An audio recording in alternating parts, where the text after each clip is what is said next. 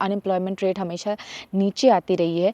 Corona के बाद यहाँ पे काफ़ी ज़्यादा इन्फ्लेशन भी आया है और यहाँ की गवर्नमेंट अभी आगे के लिए क्या सोच रही है। हाईएस्ट सैलरी पेइंग कंट्री में से आता है। यहाँ पे विदाउट जर्मन सर्वाइव करना बहुत मुश्किल है। जॉब सिक्योरिटी भी काफ़ी हाई है। So let's start. So hello and welcome back to my channel. मेरा नाम है स्वाति और मैं रहती हूँ जर्मनी में और मैं बनाती हूँ जर्मनी रिलेटेड वीडियोस। आज भी मैं ऐसा ही कुछ टॉपिक लेकर आई हूँ आपके लिए जर्मनी से रिलेटेड। जैसा कि मेरे पिछले वीडियो में और पहले भी काफ़ी लोगों ने मुझे ऐसा पूछा है कि क्या ये सही टाइम है इंडिया से जर्मनी पढ़ने आने के लिए, या फिर जॉब का सिनेरियो कैसा है यहाँ पे। क्या सच में जैसे कि न्यूज़ आ रही है आजकल बहुत ज़्यादा कि जर्मनी में रिसेशन चल रहे हैं, यहाँ पे बहुत ज़्यादा कंपनीज़ ले ऑफ्स कर रहे हैं, या फिर यहाँ पे इन्फ्लेशन रेट बहुत ज़्यादा आ गया है। तो लोग ये जानना चाहते हैं कि क्या सच में ऐसा है या फिर कैसा यहाँ का सिनेरियो है। तो मैंने सोचा कि क्यों नहीं इस पर एक वीडियो बनाया जाए और आपको मैं इस पे थोड़ा सा डिटेल्स इन्फॉर्मेशन दूं, जो मेरे अकॉर्डिंग मैं क्या फ़ील करती हूँ और मैंने यहाँ पे क्या देखा है और कैसा यहाँ का सिचुएशन है वो आपको थोड़ा सा बताऊँ। तो इससे पहले कि मैं आपको ये बताऊँ कि यहाँ का अनएम्प्लॉयमेंट रेट कैसा है, यहाँ पे जॉब अपॉर्चुनिटीज़ कैसी है, यहाँ पे स्टडीज़ कैसी है और बाकी यहाँ पे सारा सिचुएशन कैसा है, मैं आपको ये बताना चाहती हूँ कि यहाँ की गवर्नमेंट अभी आगे के लिए क्या सोच रही है, उनकी क्या फ्यूचर प्लानिंग है और वो ऐसा क्यों सोच रही है। फॉर एग्ज़ाम्पल कि अभी गवर्नमेंट ने इमिग्रेशन लॉज काफ़ी ईज़ किए हैं और बहुत सारी अपॉर्चुनिटीज़ वो लोग खोल रहे हैं। जैसे कि अभी उन्होंने अपॉर्चुनिटी कार्ड इंट्रोड्यूस किया है। फिर यहाँ पे अभी सिटीज़नशिप लॉ उन्होंने काफ़ी चेंजेस कर दिए हैं कि पहले के टाइम में जैसे 5 इयर्स मिनिमम हुआ करते थे, अभी वो 3 इयर्स है। और भी बहुत ईजी फैक्टर कर दिया है उन्होंने सिटीज़नशिप को गेन करने के लिए। उसके अलावा उन्होंने पेरेंट्स को बुलाने के लिए जो हमारे यहाँ पे लॉ थे, जैसे कि पहले यहाँ पे बहुत ज़्यादा ये रिस्ट्रिक्ट थे कि हम सिर्फ पेरेंट्स को सिर्फ 3 मंथ्स के लिए यहाँ पे बुला सकते थे। इसके लिए जैसे कि हम भी एज अ फैमिली हम यहाँ पे हमेशा ये सोचते थे कि अगर हमें अपने पेरेंट्स को बुलाना है और हमें उनके साथ रहना है तो या तो हमें मूव बैक कर जाना चाहिए इंडिया, या फिर अगर हम फॉरेन में रहना चाहते हैं तो हमें यूएस या फिर यूके जैसी कंट्री को चूज़ करना चाहिए, सो दैट कि हम अपने पेरेंट्स को लंबे टाइम के लिए हमारे पास बुला सके और हम उनके साथ अपना टाइम स्पेंड कर सके। बट अब जर्मन गवर्नमेंट ने भी यहाँ के लॉ काफ़ी ईज़ कर दिए हैं, हम भी अपने पेरेंट्स को बुला करके यहाँ रख सकते हैं। तो हाँ, यहाँ की गवर्नमेंट अभी बहुत ज़्यादा स्किल्ड लेबर्स को यहाँ पे आने के लिए एनकरेज कर रही है। तो ये एक बहुत बड़ा प्लस पॉइंट है कि आप चूज़ कर सकते हो यहाँ पे आना। तो ये रही है यहाँ की गवर्नमेंट की थिंकिंग और उनके थॉट प्रोसेस और वो क्या प्लान कर रहे हैं जर्मनी के लिए।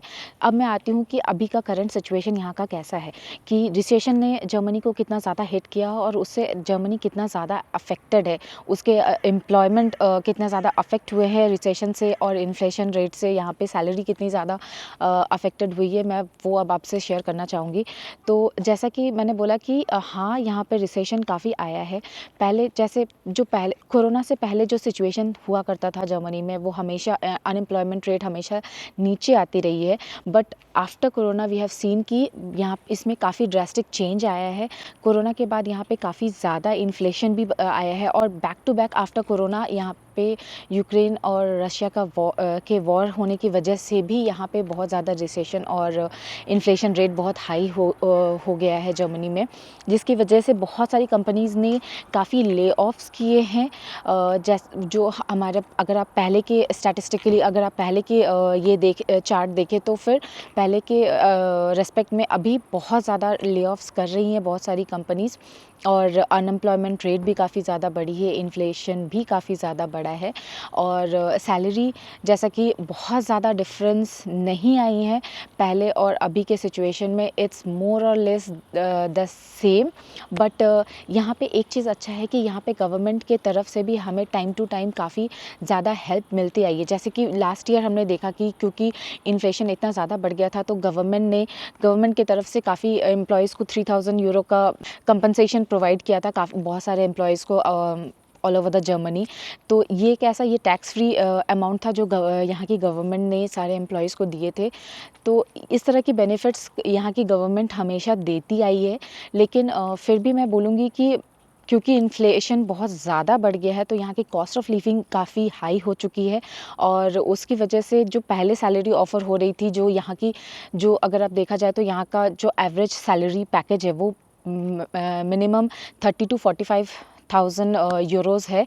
तो या अभी भी आप इसके साथ चल सकते हो, लेकिन अगर आप इंडिया में ऑलरेडी वहाँ पे आप वर्किंग हो और आप वहाँ पे ऑलरेडी 30 लैक्स प्लस कमा रहे हो, तो इट डज़न्ट मेक सेंस कि आप यहाँ पे सिर्फ 60,000 या फिर उसके अबव 60 टू 70,000 के लिए आप यहाँ पे जर्मनी मूव करने के लिए सोचो, क्योंकि बहुत सारे बैरियर्स है, बहुत सारी चीज़ें आपको देखनी पड़ती है। Not only the salaries but और भी बहुत सारी चीज़ें हैं जो आपको देखनी है और आपको कंसिडर करना पड़ेगा आपके लिए कि आपको क्या चाहिए। बट मैं ये भी कहूँगी कि ये रिसेशन ने सिर्फ जर्मनी को हिट नहीं किया है, ये वर्ल्ड वाइड हिट किया है इसने।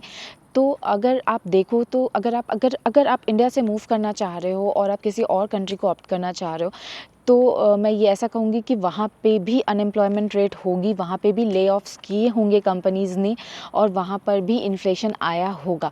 तो मैं कहूँगी कि आप अपना अपना जो आपका करंट सिचुएशन है उससे आपको कितना बेटर अपॉर्चुनिटी मिल रही है आपको नेक्स्ट कंट्री में जो आप चूज़ करना चाह रहे हो, तो आप उसके अकॉर्डिंगली आप अपना ऑप्शन चूज़ करो कि आप यहाँ पे आना चाहते हो या आप यहाँ पे नहीं आना चाहते हो। ये आपका कंप्लीटली डिसाइडिंग फैक्टर होना चाहिए, but it should not be completely on this statistical value कि यहाँ पे अनएम्प्लॉयमेंट रेट कितना है और यहाँ पे रिसेशन ने कितना अफेक्ट किया है। मेरा नेक्स्ट टॉपिक है सैलरी, जो कि सबसे बिगेस्ट फैक्टर है ये डिसाइड करने के लिए कि आप किसी और कंट्री में मूव करना चाहते हो या आप नहीं, आप जहाँ पे हो आप वहीं पे रहना चाहते हो।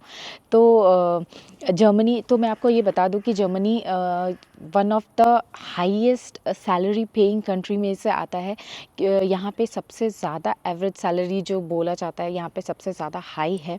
तो आप अगर आप सैलरी अगर आपका डिसाइडिंग फैक्टर है तो यस, आप जर्मनी डेफिनेटली चूज़ कर सकते हो, क्योंकि यहाँ पे एक मिनिमम वेज जो गवर्नमेंट का रेस्ट्रिक्शन है उसकी वजह से यहाँ पे ऐसा नहीं है कि आपको आप अंडर पेड रहेंगे। जैसे कि हम देख सकते हैं कि इंडिया की जो एवरेज सैलरी है वो अभी भी 2 से 5 लाख के बीच में आती है, जो कि मैं अभी अगर मैं इंजीनियरिंग सेक्टर या फिर जो मास्टर्स पीपल है या फिर जो मैनेजमेंट पीपल है, अगर उनको मैंने अगर साइड लाइन करके अगर मैं बोलूँ एज अ होल, अगर पूरे कंट्री का अगर एवरेज सैलरी देखा जाए तो वो 2 से 5 लाख के बीच में आता है या फिर मैक्स 10 लाख के अंडर आता है। तो या यहाँ पे ऐसा नहीं है, यहाँ पे जर्मनी का जो एवरेज सैलरी है वो लाई करता है 30 टू 45 के बिटवीन। तो ये एक बहुत अच्छा अमाउंट है। अगर आप अभी के एक्सचेंज रेट को अगर आप देखा जाए तो it's around 30 to 40 lakhs rupees, and which is not that bad. यहाँ पे सर्वाइव करने के लिए हाँ ये अच्छा है, बट अगर आपको एक अच्छी लाइफस्टाइल चाहिए, अगर आप इंडिया में सपोज़ 20 टू 30 लैक्स कमा रहे हो या मोर दैन दैट कमा रहे हो, तो ये minimum wage is not enough to live the same lifestyle which you was living in India with 30 to 40k salary या फिर 20 to 30k की सैलरी। तो हाँ ये बहुत एक बड़ा डिसाइडिंग फैक्टर होता है। बट अगर आप इंडिया में 30 to 40 कमा रहे हो या 30 अबव कमा रहे हो, 50-60 whatever you are earning, that means कि हाँ यहाँ पे भी आपकी स्किल्स का वैल्यू है। तो आप 30 टू 45 के यूरो के रेंज में नहीं आओगे। यहाँ पे जो स्किल्ड लेबर का जो मिनिमम एवरेज सैलरी है वो फॉल करता है अराउंड 50 टू 65-70 के। तो ये भी एक अच्छा अमाउंट है। अगर आप अकेले आ रहे हो या फिर आप फैमिली के साथ आ रहे हो तो इनिशियल अमाउंट ये काफ़ी अच्छा है। आप यहाँ पे आ सकते हो and then you can grow and you can reach to 100k और more than that also, that is also possible. But आपको अपना स्किल बढ़ाना होगा, और सबसे ज़्यादा स्किल आपको जो यहाँ पे ज़रूरत है वो है यहाँ की लैंग्वेज स्किल। तो ये मेरा नेक्स्ट टॉपिक, लैंग्वेज, ये बहुत बड़ा फैक्टर है। अगर आप यहाँ पे जर्मनी आना चाह रहे हो तो इट्स हाईली रिकमेंडेड कि आप अपना इंडिया में ही अगर आप वहाँ से B1 या B2 लेवल तक यहाँ पे जो बोलते हैं वो करके आओ, क्योंकि यहाँ पे आने के बाद अगर आप चाह रहे हो कि आप जर्मन सीखोगे, आप स्टार्ट करोगे, तो इट्स लाइक ये भी पॉसिबल है, लेकिन ये थोड़ा डिफ़िकल्ट है टाइम निकालना और फिर इसके ऊपर भी कंसंट्रेट करना। रादर आई वुड सजेस्ट कि अगर आप इंडिया से कर सकते हो तो आप पहले एक जर्मन लैंग्वेज की नॉलेज लेकर आओ, क्योंकि यहाँ पे वो बहुत ज़्यादा हेल्पफुल होता है, not only in day to day life but in offices also. क्योंकि ऐसा नहीं है, बट यहाँ पे आपको इंग्लिश स्पीकिंग जॉब्स भी मिल सकती है, लेकिन but at some point of time you will feel कि no, I need German language also, क्योंकि बहुत सारी मीटिंग्स यहाँ पे, मोस्टली सारी मीटिंग्स यहाँ पे जर्मन में ही होती है। तो वहाँ पे आपको बहुत हेल्पफुल रहेगा अगर आपको पहले से जर्मन आता है। और अगर नहीं आता है तो guys you have to learn it once you come into Germany. So ये बहुत बड़ा फैक्टर है अगर आप यहाँ आ रहे हो। अगर आपको कोई इंटरेस्ट नहीं है न्यू लैंग्वेज लर्न करने में, तो आई वुड सजेस्ट कि आप जर्मनी का ऑप्शन ना सेलेक्ट करें, क्योंकि यहाँ पे हर जगह नहीं पॉसिबल है कि जैसे जो छोटी सिटीज़ है, आई वुड से जैसे मैं जहाँ रहती हूँ ये बहुत छोटी सिटीज़ है, यहाँ पे विदाउट जर्मन सर्वाइव करना बहुत मुश्किल है। क्योंकि छोटी छोटी चीज़ें जैसे डॉक्टर हुआ, या फिर आप कहीं किसी भी चीज़ से आपको कार से रिलेटेड कुछ करना है, या फिर आपके घर से रिलेटेड कुछ काम है, तो वो सारे जगह आपको जर्मन लैंग्वेज की बहुत ज़रूरत पड़ती है। तो उसके बिना तो सर्वाइवल बहुत मुश्किल है यहाँ पे। अभी आता है नेक्स्ट क्वेश्चन कि आप यहाँ पे आना किस लिए चाह रहे हो। आप यहाँ पे जॉब के लिए आना चाह रहे हो, या अगर आप स्टडीज़ के लिए आना चाह रहे हो। तो जैसा कि पहले मैं चाहती हूँ स्टडीज़ पे। अगर आप स्टडीज़ के लिए जा रहे हो तो आई वुड से कि yes, Germany is a very good option to choose for. क्योंकि यहाँ पे दो तरह की यूनिवर्सिटीज़ है, public universities and private universities. अगर आप आ रहे हो तो मैं बोलूँगी कि आप पब्लिक यूनिवर्सिटीज़ चूज़ कीजिए, ताकि आप, क्योंकि पब्लिक यूनिवर्सिटीज़ की फ़ीस काफ़ी कम है, it's almost free of cost. तो और जो एक्स्ट्रा जो थोड़ा बहुत जो देना पड़ता है, it's just nothing, you can easily पे ऑफ। और यहाँ पे ये भी ऑप्शन है कि आप स्टडीज़ के साथ साथ यहाँ पे मिनी जॉब्स कर सकते हो, या फिर एज अ स्टूडेंट वर्क कर सकते हो। ये सब का भी यहाँ पे काफ़ी ऑप्शन है। तो इससे आप काफ़ी अच्छा कमा भी लेते हो, और फिर आप अपने जो ट्यूशन फ़ीस जो थोड़े बहुत यहाँ पे है वो ईज़िली पे कर सकते हो। और आप सिर्फ पे नहीं कर सकते हो, आप सारे खर्चे के बाद आप थोड़ा सा अमाउंट आप सेव भी कर सकते हो। तो ये यहाँ पे बहुत ही अच्छा ऑप्शन होता है कि आप एज अ स्टूडेंट यहाँ पे वर्क कर सकते हो, not full time, it's like half time. तो it's very very very good option here to choose for. यहाँ पे प्राइवेट यूनिवर्सिटीज़ भी काफ़ी है, बट आई वुड से कि अगर आप आ रहे हो तो better go for the public universities, क्योंकि वहाँ की फ़ीस काफ़ी रीज़नेबल होती है। आपको वहाँ पे ज़रा सा भी फील नहीं होगा कि आप हाँ कहीं अब्रॉड में जा रहे हो, बहुत पढ़ाई का खर्चा है एंड ऑल दैट। बट हाँ, जैसा कि मैंने बताया यहाँ के पढ़ाई की फ़ीस कम है, दैट डज़न्ट मीन कि यहाँ की पढ़ाई की क्वालिटी अच्छी नहीं है। यहाँ की क्वालिटी भी बहुत अच्छी है। अगर आप देखा जाए तो ये भी वर्ल्ड वाइड रिकॉग्नाइज्ड है यहाँ की स्टडीज़। तो ये बहुत ही अच्छा ऑप्शन है, आई वुड से क्वालिटी वाइज भी ये काफ़ी अच्छी है। और आप अगर जॉब के लिए आ रहे हो तो ये भी मैं आपको बता दूँ, यहाँ पे अगर आप परमानेंटली यहाँ पे अगर आपका जॉब फिक्स है, you have a contract, permanent contract, तो फिर यहाँ पे आप ले ऑफ़ करना इतना आसान नहीं होता है, कि जो लेबर यूनियन है, लेबर लॉ है, वो बहुत ही स्ट्रिक्ट है। तो आप विदाउट रीज़न ऐसे ही ईज़िली किसी को भी ले ऑफ़ नहीं कर सकते हैं।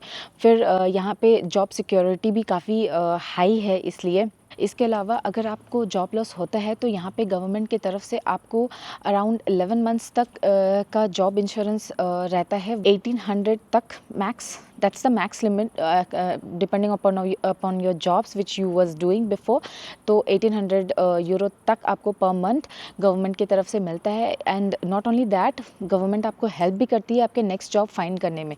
तो ये बहुत ही अच्छा ऑप्शन है यहाँ पे जर्मनी में जो आपको मिल सकता है। लेकिन इसके अपने क्राइटेरिया है, ऐसा नहीं है कि आप जस्ट यहाँ पे आए, आपने 2-3 महीने जॉब किया and then you lost your job, तो आपको ये बेनिफिट शायद नहीं मिलेगा, you won't be eligible for this. तो ये थे मेरे कुछ पॉइंट्स जो मुझे ऐसा लगता है कि शायद आपको हेल्पफुल हो यहाँ पे ये डिसाइड करने के लिए कि आप जर्मनी आना चाहते हो पढ़ाई करने के लिए या फिर जॉब करने के लिए। तो शायद आपको ये कुछ हेल्प कर सके। तो अगर ये आपको ज़रा सा भी हेल्पफुल लगता है ये वीडियो, तो आप ज़रूर कमेंट करके मुझे बताना। और वीडियो पसंद आए तो वीडियो को लाइक और सब्सक्राइब भी चैनल को ज़रूर करना। मिलते हैं नेक्स्ट वीडियो में। Till then take care, bye bye.